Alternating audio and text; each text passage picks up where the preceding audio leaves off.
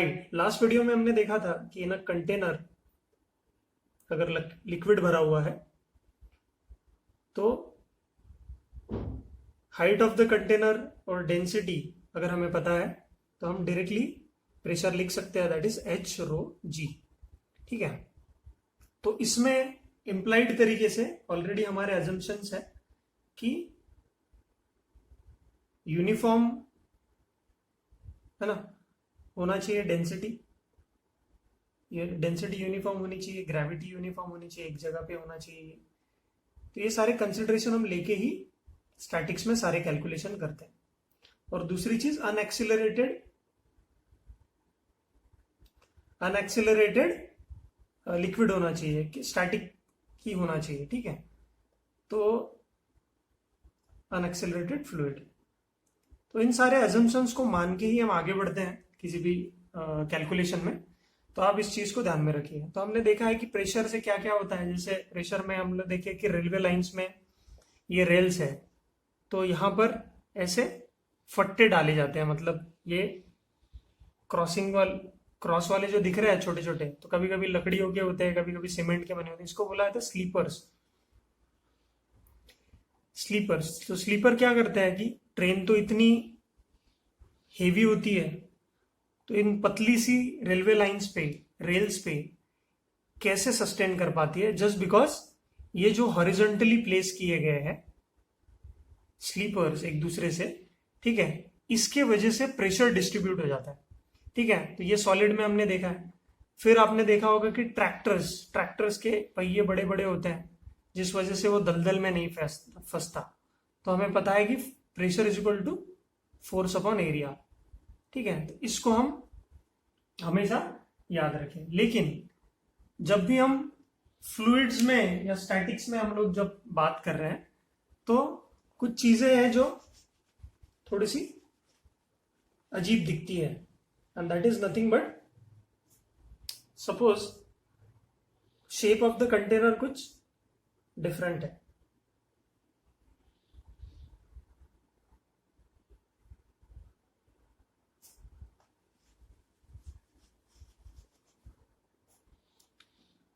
ऐसे कुछ shape of the container दिया हुआ है, इसमें लिक्विड भरा हुआ है,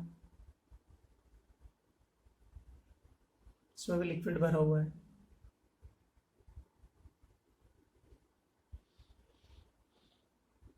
ठीक है, तो जब इसमें लिक्विड भरा हुआ है, शेप ऑफ द कंटेनर भी डिफरेंट डिफरेंट है और उनका एरिया ऑफ क्रॉस सेक्शन भी अलग है, लेकिन सेम हाइट तक लिक्विड भरा हुआ है। ठीक है, तो वाटर भी भर देंगे, मतलब डेंसिटी भी सेम है सबकी, रो डेंसिटी है, सबकी हाइट h है। तो इस केस में कंटेनर ए में, कंटेनर बी और कंटेनर सी में प्रेशर सेम होगा, हमेशा इक्वल होगा। तो हम इसी चीज को बोलते हैं हाइड्रोस्टैटिक पैराडॉक्स। क्या बोलेंगे? Hydrostatic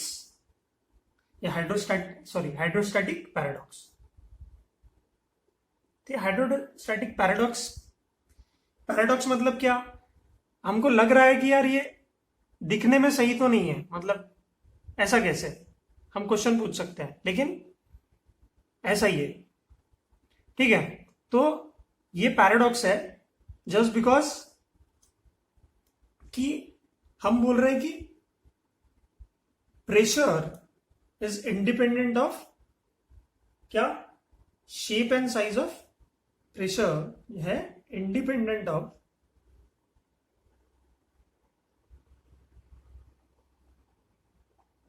shape and size of container.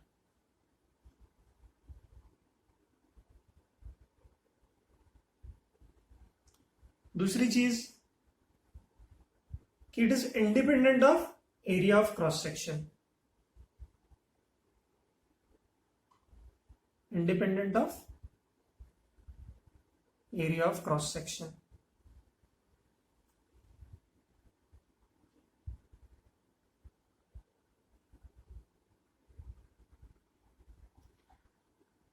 और तीसरी चीज, pressure is independent of direction also.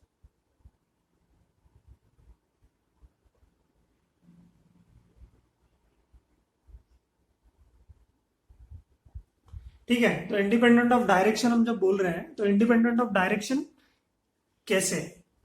ठीक है, अगर देखते हैं इसमें, तो हाइड्रोस्टैटिक पैराडॉक्स क्यों हो रहा है? क्योंकि देखो यहां पर कंटेनर में हमने बोला था कि थ्रस्ट जब भी कंटेनर के साथ कांटेक्ट में आएगा लिक्विड या फ्लूइड, वो हमेशा इस पे कैसे लगाएगा? इसके साथ परपेंडिकुलर होगा, कंटेनर के साथ। ठीक है,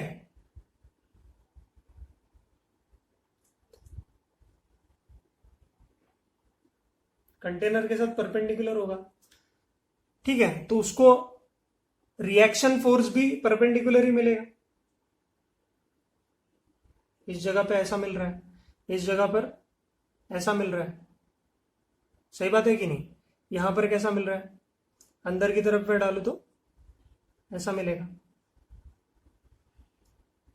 ठीक, तो अगर मैं इसको रिजॉल्व करके इसके कंपोनेंट्स लूं तो क्या हो जाएगा? ये दो कंपोनेंट है ना, ऐसे आ जाएंगे। तो हॉरिजॉन्टल कंपोनेंट्स यहां पर कैंसिल हो रहे हैं और क्या हो जाएगा? वर्टिकल कंपोनेंट्स इफेक्टिवली ऐड होंगे डाउनवर्ड्स। तो जहां पर पानी आपको कम दिख रहा है ना, कॉमन सेंस हमें क्या बोलता है कि ए में कम पानी है क्योंकि उसका शेप छोटा है, दिख ही रहा है हमको।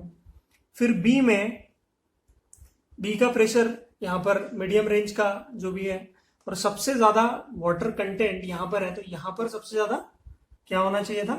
प्रेशर होना चाहिए था। पर यहां पर क्या हो रहा है कि अगर मैं इसको रिजॉल्व करूं दो कंपोनेंट्स को, तो सारा का सारा इफेक्टिव फोर्स कौन से डायरेक्शन में जाएगा? अपवर्ड डायरेक्शन में जाएगा। ठीक है, तो वो कैंसल आउट कर जाएगा। तो ऑटोमेटिकली हमें जो प्रेशर मिलेगा तीनों में, दैट इज इक्वल, प्रोवाइडेड क्या होना चाहिए? तीनों की जो पानी भरने की जो हाइट है, लेवल है, लेवल ऑफ वाटर सेम होना चाहिए। तो ये सबसे इंपॉर्टेंट चीज है। ठीक है, और ऑब्वियसली डेंसिटी तीनों में पानी ही होना चाहिए। डिफरेंट डिफरेंट लिक्विड लेंगे तो प्रेशर कम ज्यादा होगा। तो same liquid and same height अगर आपके पास है, ठीक है, तो आप प्रेशर सेम एक्सपीरियंस कर सकते हो independent of shape and size. उससे कुछ फर्क नहीं पड़ेगा। क्रॉस सेक्शन एरिया कुछ भी है उससे फर्क नहीं पड़ेगा, डायरेक्शन कोई भी है उससे कुछ फर्क नहीं पड़ेगा। समझ में आया आपको? तो ये hydrostatic paradox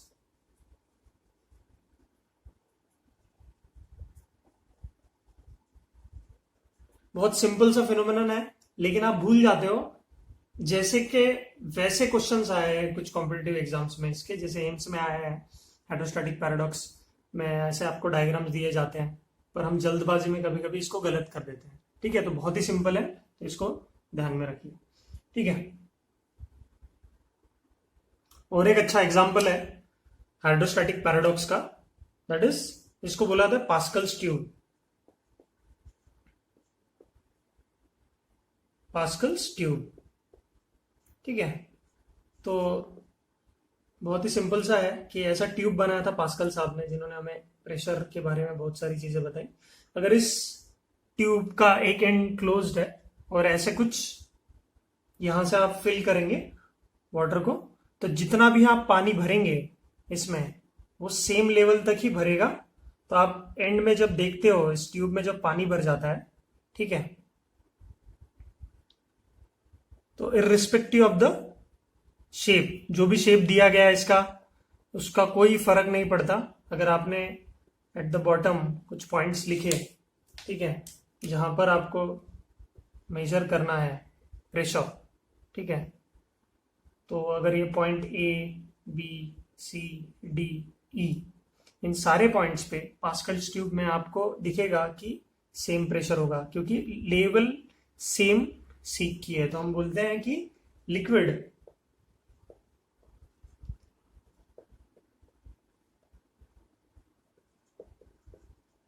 seeks its own level, है ना, fluid seeks its own level. Spelling गलत हो गया क्या? सीक का, liquid seeks its own level, तो हम बोलते हैं liquid seeks its own level. तो लिक्विड अपनी लेवल खुद सीख करता है independent of the shape and size of the object. तो इसको पास्कल ने बनाया था, पास्कल साहब ने, जिन्होंने हमको पास्कल्स लॉ भी दिया है, हम वो भी पढ़ेंगे।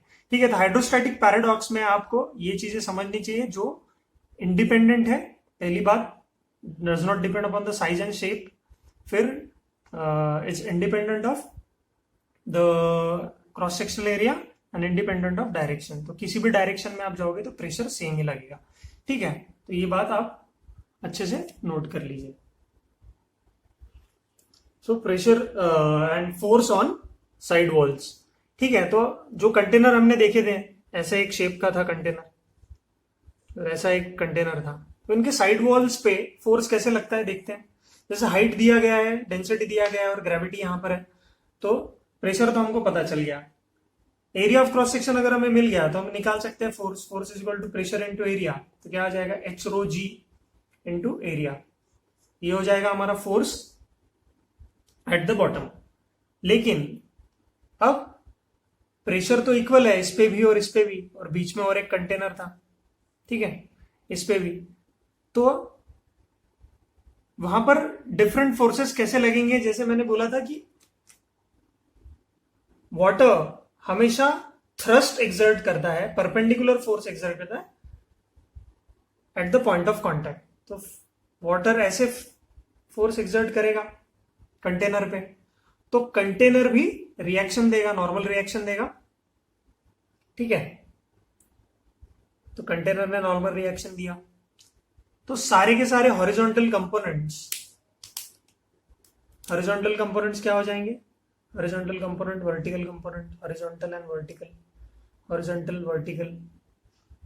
तो सारे हॉरिजॉन्टल कंपोनेंट्स यहां पर क्या हो रहे हैं, कैंसिल हो रहे हैं, तो बचे क्या, वर्टिकल कंपोनेंट्स।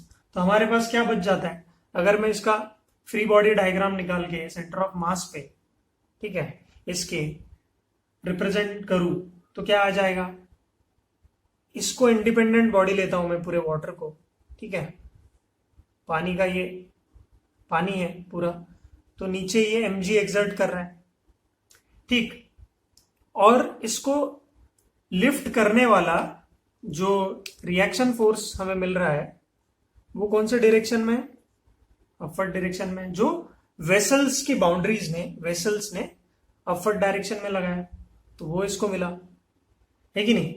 तो यहां पर और क्या है, वेसल्स की बाउंड्रीज की वजह से एक टोटल सारे कंपोनेंट्स को मैं ऐड कर लूंगा तो ऐसा दिखेगा, प्लस ये जो मास ने यहां पर फोर्स लगाया है total, that is this force, उसका भी रिएक्शन मिलेगा, तो इसके साथ साथ इसका रिएक्शन भी ऐड हो जाएगा। वर्टिकल कंपोनेंट्स के साथ का जो ये नॉर्मल रिएक्शन था due to the weight of the liquid, weight of the fluid की वजह से जो डाउनवर्ड डायरेक्शन में क्या था, फोर्स लग रहा था, जो की वैल्यू इतनी है, उसका नॉर्मल रिएक्शन मिलेगा। तो अपने पास क्या है, नीचे लग रहा है mg, ऊपर लग रहा है नॉर्मल रिएक्शन, प्लस ये जो वर्टिकल कंपोनेंट्स है नॉर्मल रिएक्शन के, वो, तो ये सब बचेगा। ठीक है, तो इसको बैलेंस करते हैं तो क्या मिलेगा हमें, n प्लस nv, जो वर्टिकल कंपोनेंट इसके वजह से आया, n किसके वजह से आया, जो वेट ऑफ द फ्लूइड जो बॉटम पे लग रहा था, ये ऊपर हम लोग दिखा रहे हैं, इज इक्वल टू mg मिलेगा आपको। mg मतलब wait of the liquid, weight of the liquid. ठीक है, तो यहां पर हम पुट कर सकते हैं कि जो भी नॉर्मल रिएक्शन होगा, है ना, उनको ऐड करेंगे, that will be equal to weight of the fluid. तो आपको ऐसे ही रिलेशन मिल जाता है, इक्वेशन ऑफ द फ्लूइड हम लोग बोलते हैं इसको, इक्वेशन ऑफ फ्लूइड आपको मिल जाता है। ठीक है, तो यहाँ पर वैल्यूज पुट कर सकते हो कि क्या है वैल्यू mg की। ठीक है, प्रेशर इनटू एरिया, जो कि फोर्स लग रहा है at the bottom, which is nothing but weight. ठीक है, तो ये वैल्यू आप यहाँ पुट कर दो तो आपको एक इक्वेशन मिलेगा। सेम केस यहाँ पर भी हो रही है ना, कि यहाँ पर लिक्विड भर दिया हमने,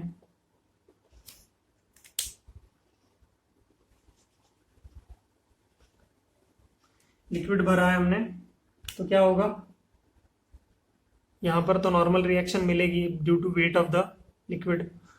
फिर ये जो कंपोनेंट्स है परपेंडिकुलर वाले वो इनवर्ट्स होंगे ऐसे, ठीक है।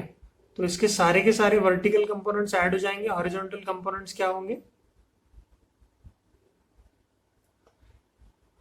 ठीक। सो अगर मैं इसका फ्री बॉडी डायग्राम निकालूं तो ये बन जाएगा हमारा normal reaction due to weight of the liquid at the bottom, और नीचे में क्या हो जाएगा, weight of the liquid, W लिख सकता हूं या mg लिख सकता हूं नीचे, प्लस ये जो वर्टिकल कंपोनेंट्स है सारे वो डाउनवर्ड डायरेक्शन में है, तो वर्टिकल कंपोनेंट डाउनवर्ड डायरेक्शन में है। तो ये एक आपका फ्री बॉडी डायग्राम है ना, total representation of all the forces on the water, ठीक है। तो ये रैंडम शेप जब होता है, जब देखो आप बड़ा शेप है तो because of the normal component जो कि ऊपर में है ना, हमें इतना ही मिला। तो जब ये हम बोलते हैं कि प्रेशर इज इक्वल इन दोनों केसेस में, है ना, इट डिपेंड्स अपॉन हाइट या इंडिपेंडेंट ऑफ द शेप, ये जो नॉर्मल रिएक्शन मिल रहा है जो कि हल्का बना देता है उसको ऑटोमेटिकली, ठीक है, तो इस वजह से है, ठीक है। तो ये बात आप ध्यान में रखो, ठीक। तो देखते हैं टॉर्सिल